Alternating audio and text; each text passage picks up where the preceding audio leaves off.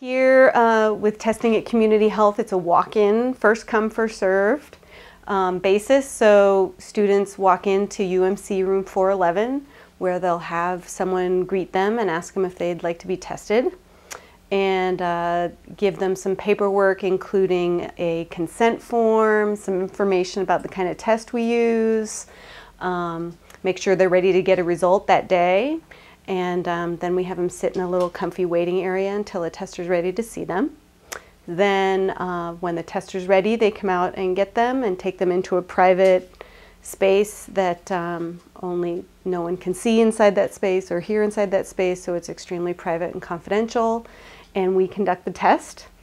The test we use is a device called Unigold, and it's a finger stick. We just get one little drop of blood. And after they stick someone's finger, it takes about 10 minutes or so for the test to process. So in that 10 minutes, while you're waiting for the test to process, the counselor and the person getting tested go through maybe what some of their personal risk factors are, how they could reduce that risk.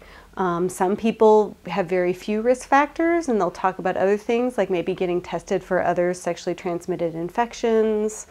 Some people we refer to counseling about various issues that might come up in that session. So that's kind of what happens in the session. And then once they get the results, we'll answer any questions somebody has, and then they're free to go. If it's negative, a question we like to ask people is, what are you going to do when you leave here to protect your negative status? You know, congratulations, that's fantastic. You've been doing something right to reduce your risk.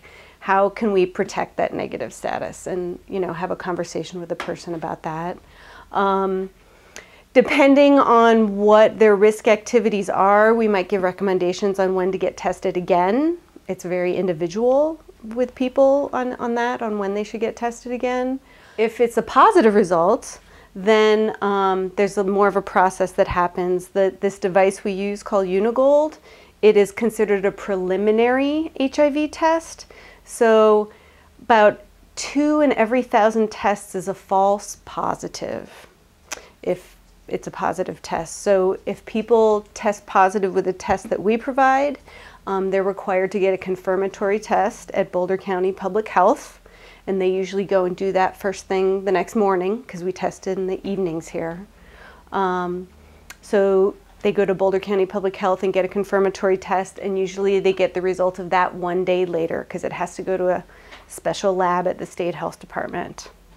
And then they'll find out from the public health department whether it's an actual positive or a false positive. Encouraging someone to tell their partners is an important part of that process. You know, as each person is an individual though. Some people may have only had one partner, some people may have had multiple partners, some people are still in contact with those folks, some people aren't. So people are definitely supported and encouraged to tell their partners. If it's a problem for them or they're not too sure where to find them, actually the state health department has a partner notification service where they will help that HIV positive person either help facilitate them to tell partners or find partners for them to tell, or they will actually find people and contact them anonymously without saying who they came in contact with. They'll just find people that person is listed as partners and let them know they've been exposed to HIV and that they should get tested and that they cannot give any information on who it was that they were in contact with. If you're choosing to be sexually active, getting informed about how to do that as safely as possible is important, and getting tested is a part of the responsibility of being sexually active. So, you know, I think students are really lucky on this campus to have a free, accessible service, and they should take advantage of it while they're here.